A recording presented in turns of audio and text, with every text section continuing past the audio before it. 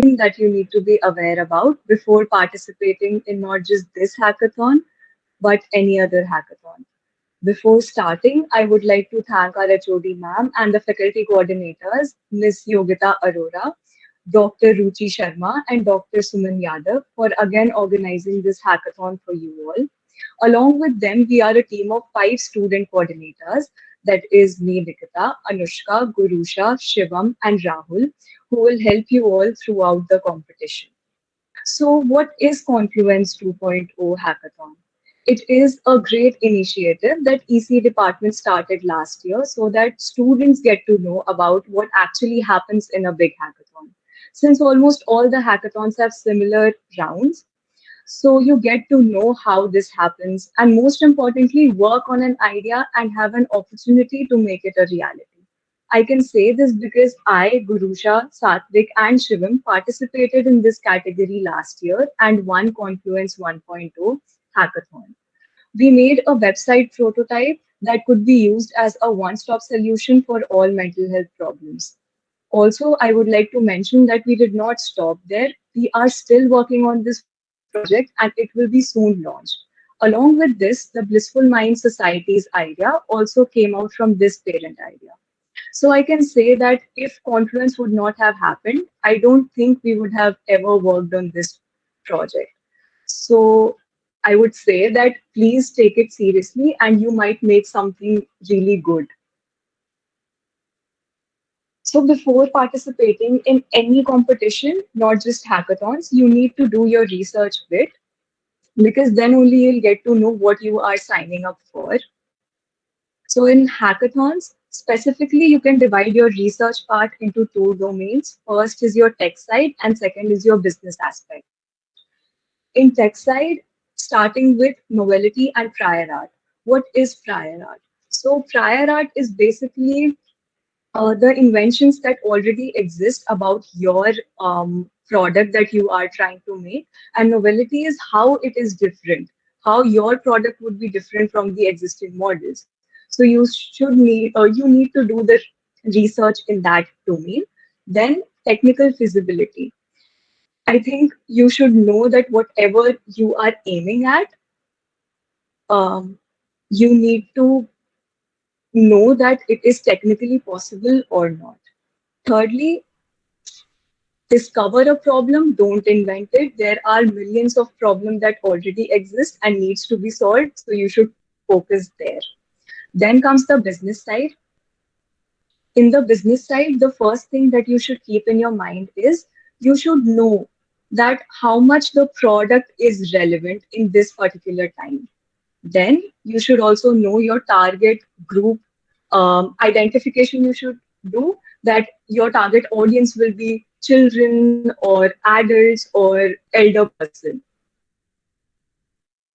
So you should know whom you are targeting. Then user versus customer, you should know that also. Customers are simply users who pay for the value that is created for them in the form of revenue stream for the company. And the users are people who just interact with the company through digital media and technology. Then economical feasibility, again, you should know that how much revenue your product will generate. So before making the product, you should do these research and then you'll be good to go. Then comes the presentation part. It is one of the most important pitch that you do in the competition because while you are presenting your product in front of the judges or the panel, it is the deciding factor, right? So presentation is very much important. In presentation, starting with the different slides that you should focus on, starting with introduction, you need to introduce your product. Then in theme or tracks slide, we have given, I think, 5 to 6 themes. You can choose any one of them. Also, we have open innovation as a theme. So if you don't think that you want to work with any of the themes given, just take open innovation and work with that. The third slide would be your product versus solution. No, sorry. problem versus solution. So whatever problem you are catering to and the solution that you came up with, you need to write that. Then concept and application. So in this part, whatever things that you learned, whatever concepts you used, you can mention that. Tech stack, whatever technology you used, you can mention it in the tech stack. Like if you are making a website, you can always mention if you use CSS, JavaScript, React, HTML, all that. Then comes the business model and lean canvas. It is one of the most important slides that you should focus on, because all the business research that you did for your product, you need to put it out in this part, and it will be explained further also right now. Then future prospect and reference. Whatever scope of improvement is there, or whatever progress you would do after you created a prototype in this competition, you have to write that, and the references, whatever help you took from whichever site, you need to mention those sources. Lastly, the demo video. So in demo videos, it is very important to showcase that whatever product you are making, the working model, how it is working. So that is very much important. Now coming to the X tips or pro tips that I would like to share with you all. Starting with proof of the concept. I think you all might know that putting in facts are always better and reliable. Then PPT templates. Always try to make soothing and visually appealing PPTs which are simpler to understand. Don't go for complex templates. And if too much is happening on the template side, it tends to distract your audience as well as the uh, judges.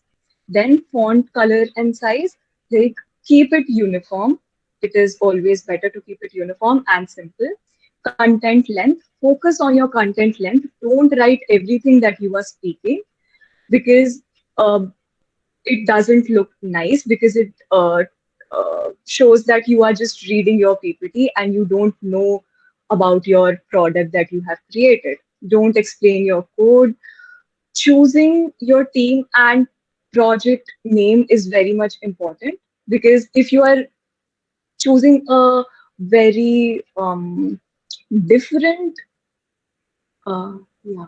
So if you're choosing a very different and unique project name, people tend to remember that. So it's very important that you choose something different and unique. And also choosing team. Please choose your team wisely in participating in any competition with people whom you think you have your synergy. Choose them. Also, if you are good at tech, don't take another person who is good at tech. Take a person who's good at designing, so that your presentation or demo videos are nice. Then take someone who is really good at giving presentations, so he or she can help you there. So try to make a mix in the team. Then do multiple iterations. Try to make it better and better. Like you have a lot of time right now, so you can do that.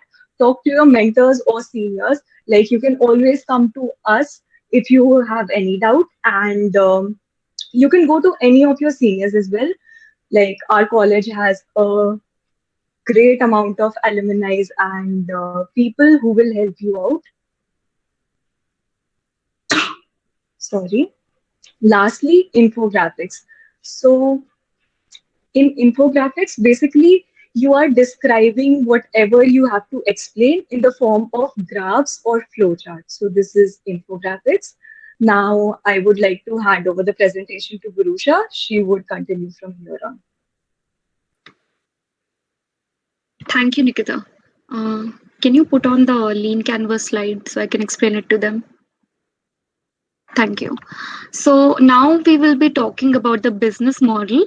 So as you can see, the standard format for it is pretty straightforward. You basically just have to enter the information regarding the given headline. So this is an example of the Uber lean canvas. You basically just have to briefly describe the problem statement, solution, your USP, which is the unique selling proposition, key metrics, unfair advantage, revenue stream, your target audience, the marketing strategy that you will choose, cost structure, and various other aspects of your model. And now coming to the storytelling. Uh, Storytelling, yeah. Thank you. So, as Nikita mentioned earlier, presentation is the most important round on the basis of which you will be judged. So, when it comes to presenting your idea, whether it's the presentation or demonstration of